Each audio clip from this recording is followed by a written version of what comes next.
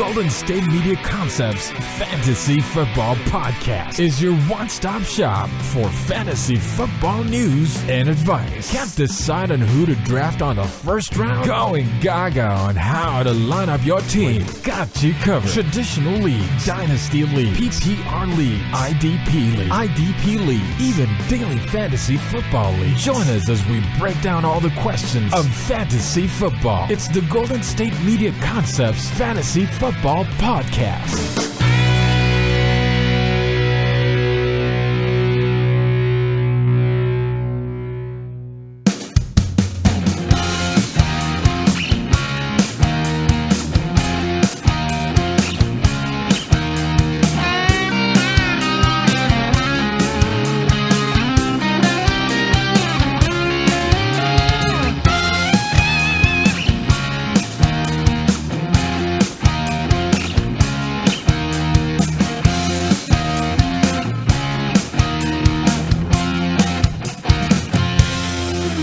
Thank you for tuning in to the Golden State Media Concepts Fantasy Football Podcast. As always, I'm Jeremiah, and actually Anthony is not here. Again, he is feeling a little bit under the weather, but he should be back next week. But as of now, you got me for another show of this podcast. So last night, the Thursday night football game between the Oakland Raiders and the Kansas City Chiefs was everything what I expected it would have been. It was very low scoring. A lot of unorthodox performance from certain players I thought would perform well. And a couple of performances that I didn't think would happen. Most notably, Alex Smith did play out of his mind in the first half. He had over 200 yards and a touchdown, and he was really efficient last night. He did end the night with 264 yards and a touchdown. Did throw a pick, but did not have any other mistakes after that besides a fumble later in the third quarter that was recovered by the Raiders. So he did have 2 turnovers in that game, but he did have a really good yardage total. And for the Raiders, Derek Carr did not play anywhere near like an MVP last night. He didn't have any of the great numbers that we're accustomed to seeing. And, you know, Derek Carr really looked uncomfortable going against the Chiefs defense. I haven't seen him play that. I haven't seen him play that bad or looked that uncomfortable since the Las Vegas Bowl in 2012 when he was with Fresno State. When he was playing against USC, I have not seen him play like that ever since. Even in his rookie year, when the Raiders started out so bad, he looked a lot better than that game. But this was probably his worst game of his NFL career, really his worst game of the year. And this might really hurt him in the MVP chances. He is still a top 10 quarterback in fantasy. The Raiders are playing against the Chargers. So I do think that Derek Carr is going to have a bounce back game. It is going to be during the championship round for some people.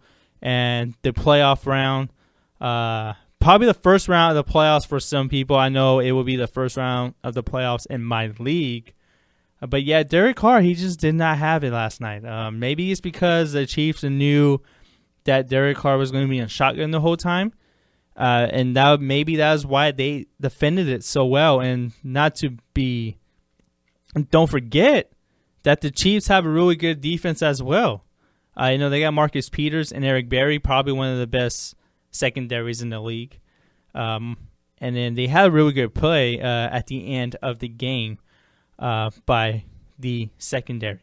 But with Carr throwing it 40 times, you expect Derek Carr to have a lot of yards and a lot of touchdowns. He didn't throw a pick. He didn't throw a touchdown.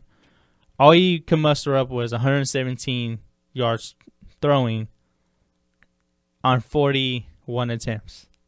Yeah, it doesn't doesn't really add up, but he did play against a good team. It is a cold weather condition, so maybe that did play a part. Don't forget, he is battling a pinky injury. He does have 10 days to heal up.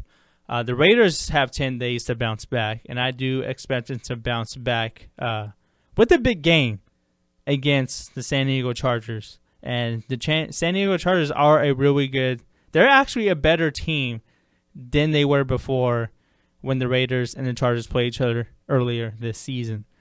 But as for the running backs in Oakland, Latavius Murray had a really good game.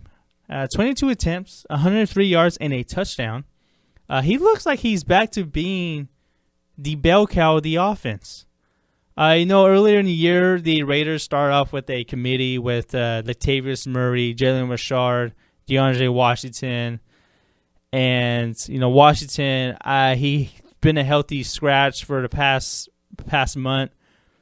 Jalen Richard has emerged as the lead change of pace back, and Latavius Murray is now back to being the number one back for the Raiders. He could have had an even better game. Could have had a better game against the Chiefs.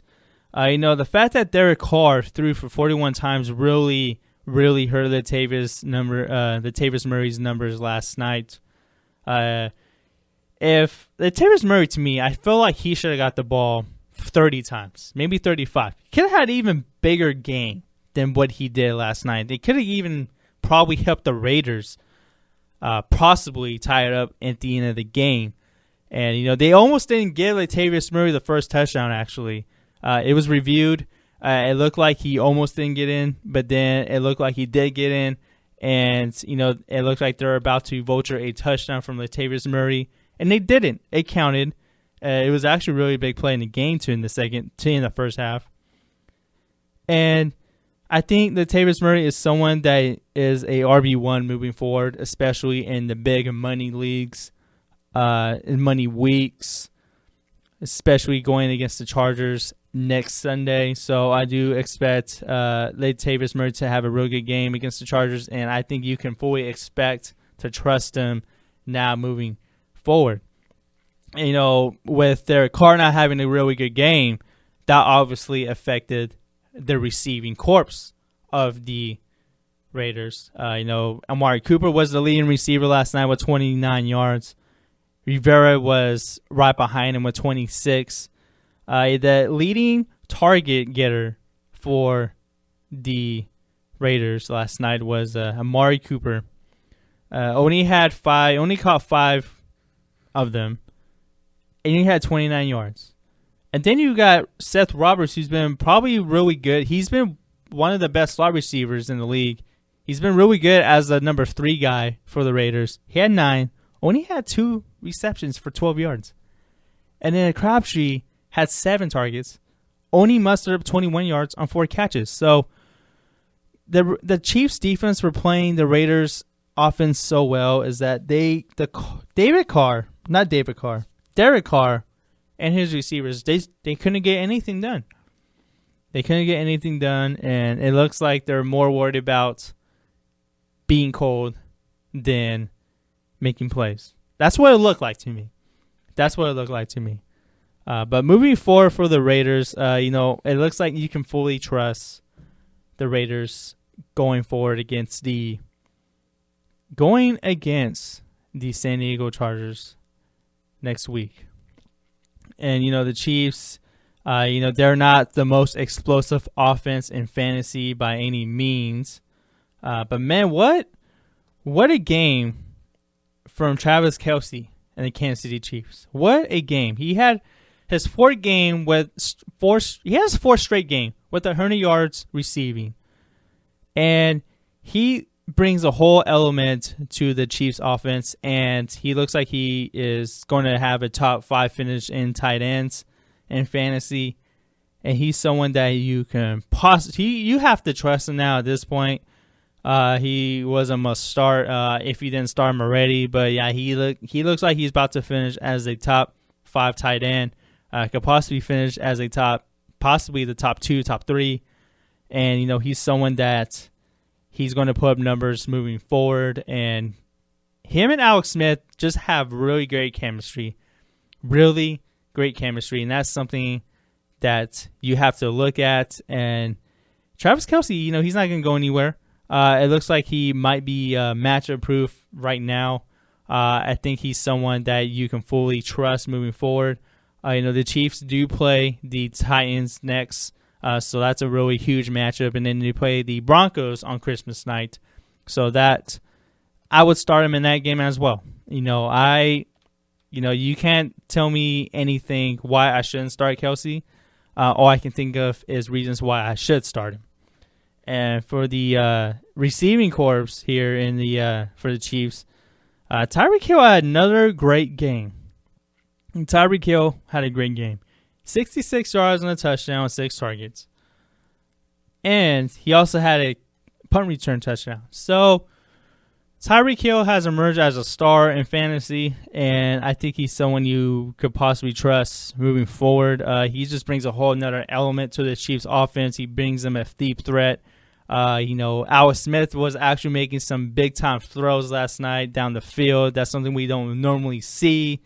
But I do think Tyreek Hill is a big part of this offense, and you can trust him as your second or third receiver in your lineup. And as for the running backs for the Chiefs, Spencer Ware didn't really have a great game. He had 56 yards on 20 carries, but they were really tough yards. He didn't have a touchdown. That touchdown went to Sharkandrick West.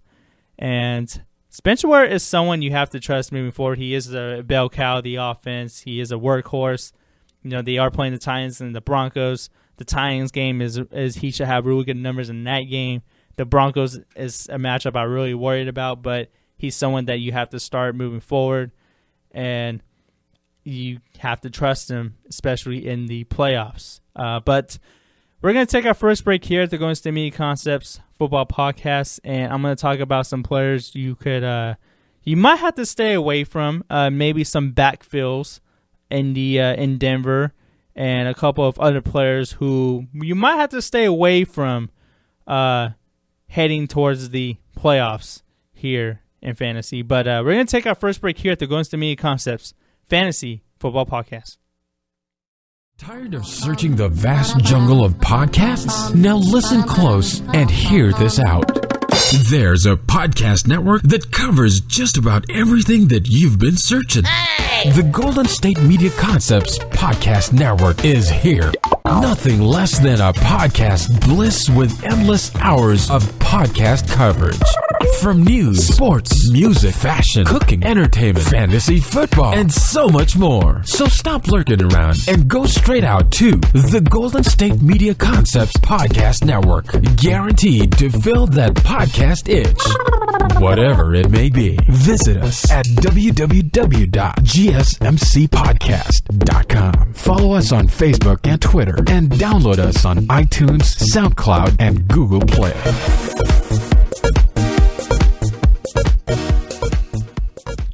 And welcome back to the Golden State Media Concepts Fantasy Football Podcast.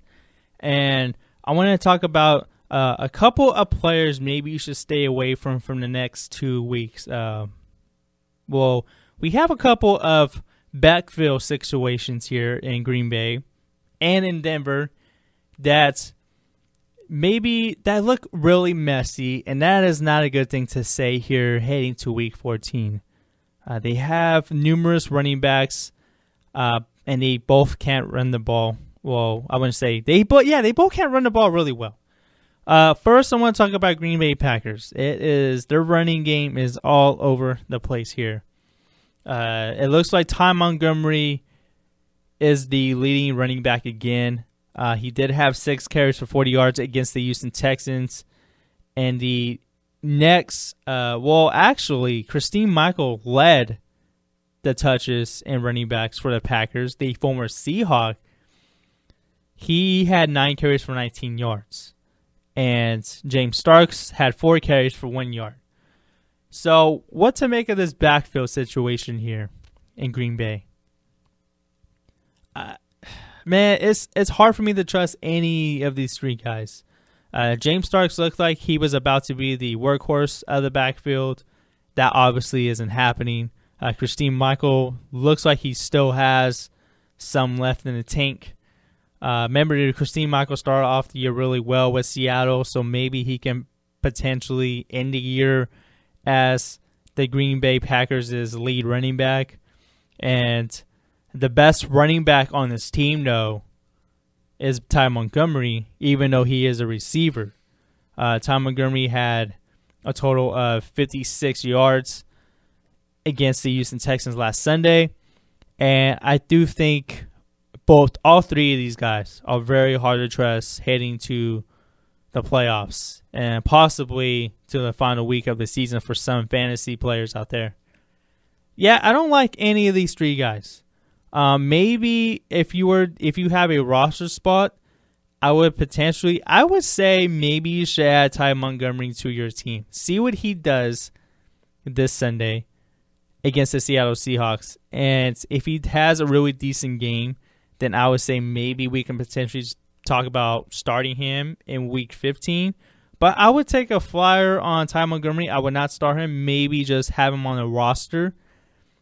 And I would say just play the wait and see game. As for Christine Michael, James Starks, it's hard for me to trust any of these two guys. I really thought James Starks was going to be the guy to lead the running game for the Packers. Christine Michael, he could still do it. I wouldn't be surprised if he did it, but I'm just not a believer in any of these running backs outside Ty Montgomery, and even I'm skeptical of Montgomery being the leading dog in the backfield for the Packers. And I would not be surprised if he were to lead the backfield in touches against Seattle. Again, because, the Packers, they can put Ty Montgomery in a variety of ways. They can have him catch the ball out of the backfield.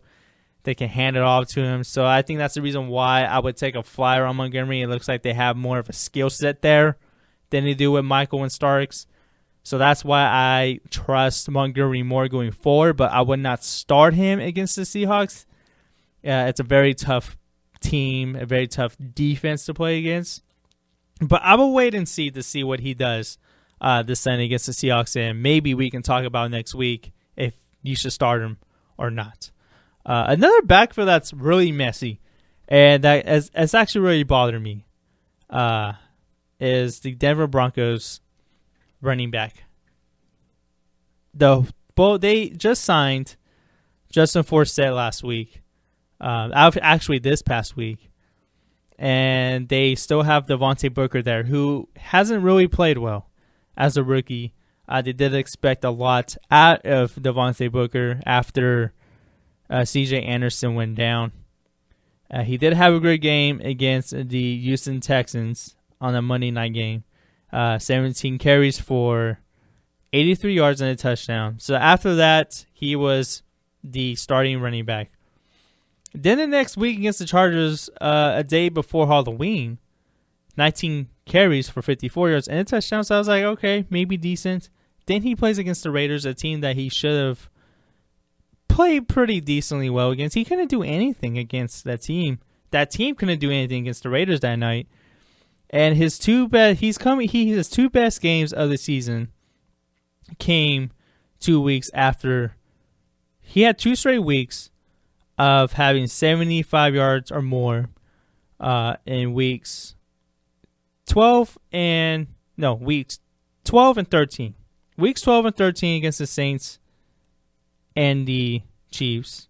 Actually, I'm sorry. It was weeks 11 and 12. In weeks 11 and 12 versus the Saints and the Chiefs, these were probably his second or third best game of the year. Against the Saints, Booker had 24 attempts and 76 yards. Booker had 24 attempts and 79 yards against the Chiefs. So he doesn't really have a lot of breakaway speed. He's not averaging a lot per carry. Last week against the Jaguars, a team that he should have ran all over against. They're not good. They're not really good against the run. The Jaguars are actually decent against the pass, but against the run, they're not as good as they are against the pass. And he only mustered up 35 yards on 18 attempts. He did have a touchdown, but he should have so much more. And he's only averaging just over 2 yards a carry ever since he became the starter. His season average is actually 3.5. So, I don't know. Booker is someone that's hard for me to trust going to the playoffs. And with Justin Forsett there, he's been in Gary Kubiak's offense before when he was in Houston. And there's reports that there's going to be a 50-50 split between Forsett and Devontae Booker. This is a backfield I would stay away from moving forward. I think it's something to stay away from even in the playoffs. I just think this is something we have to wait and see for next fantasy season. But I would take a flyer on Forsett, see how he does, and if he happens to play well, maybe you can potentially start him next week. But I would just take the wait-and-see approach with both of these guys. I don't think Devontae Booker is someone you're going to start right away. He's just having a tough time running for the Broncos there. But yeah, with moving with those two backfields moving forward, they're just hard for me to trust. And, it remains to be seen how both of these situations shake out after Sunday. But we're going to take our second break here to Golden State Media Concepts Fantasy Football Podcast, and I am going to tell you which players you should start and you should sit when we come back here from the break. Are you looking for the very best NFL and college football podcast? Then check out the GSMC Football Podcast. Get the latest football news both on and off the field. From the NFL Draft to trades to the rumor mill to the NFL Combines, they got you covered. That's GSMCpodcast.com/football-podcast. Get updates on college rivalries, game day insights, and much, much more. It's football talk the way you want it. This show eats, sleeps, and breathes football. Don't forget to like them on Facebook and follow them on Twitter. Visit GSMCpodcast.com for more info.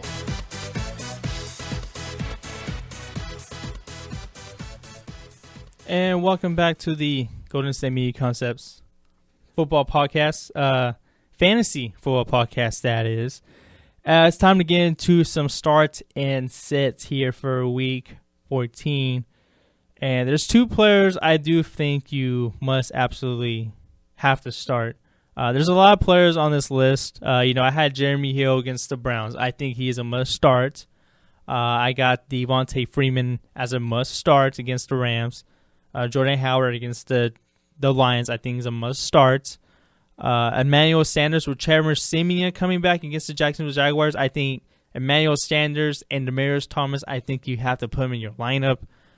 But there's two players in particular I think that need to be in your lineups, especially in a week that has so many implications for you guys. First of all, I think this is the week. I think this is finally the week where we're going to see a breakout game this season from Sammy Watkins. I think it's going to finally happen.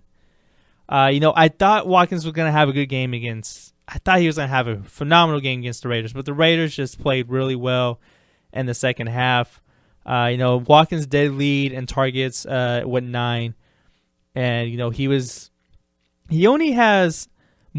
only mustered up 32 yards and 38 yards. 32 of his 38 yards came on the Bills' first drive. After that, I thought, okay, we're gonna have a good game. Nope, it didn't happen. He just so really his team, the Tyrod Taylor that may play a part in why he didn't put up so many numbers.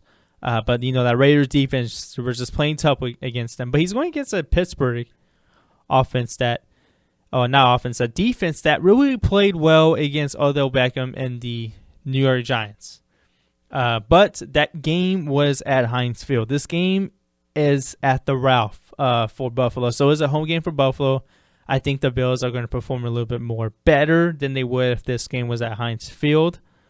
But I do think the Bills are going to try to keep up with the Steelers. I do think this game has the potential to be a high-scoring game, and that means Watkins is probably going to get involved a lot in this game. And if the Bills score a lot of points, I think that means Watkins is a huge part of that. So I do think Watkins is someone you have to start in your lineups. I think this is a breakout game, And, I'm not saying that the Bills are going to win, but I expect a big offensive day from the Buffalo Bills offense. And I say, Sammy Watkins is someone you have to start. And it's going to the same game, actually. Going to the same game against Buffalo and Pittsburgh. I think the Darius Green is a must start now. The Darius Green has been a monster last week. He was a monster last week against the New York Giants, 110 yards and a touchdown. Even before that, he had 67 yards on 2 receptions. Could have had an even bigger day. So he looks more comfortable in this offense now. This offense has so many weapons on the field. There's so many players to defend. You got Le'Veon Bell. You got to defend him on the ground and through the air. You got to defend Antonio Brown. That's tough to do. But, he's someone that is going to become more involved, and that's scary. The fact that he had 110 yards and a touchdown, and he only played 35 of 73 snaps. So I think he's in for an even bigger day here against the Buffalo Bills. And as for players, I think you should sit. I got 2 in particular I want to talk about. I talked about Devontae Booker earlier in the show, but I think he's someone you have to sit. If you start him, I don't know what to tell you, but if you have players a lot better on your team, you have to stay away from Devontae Booker. Booker's only averaged 2.8 yards a carry since becoming the starter. And, he's probably been one of the worst running backs since then. He's only been above, he hasn't had many 10-plus fantasy performances. He's just hadn't had a lot. And, to me, I think he's more of an RB3 now because of Justin Forsett. So for that reason, I do think he's someone that could get really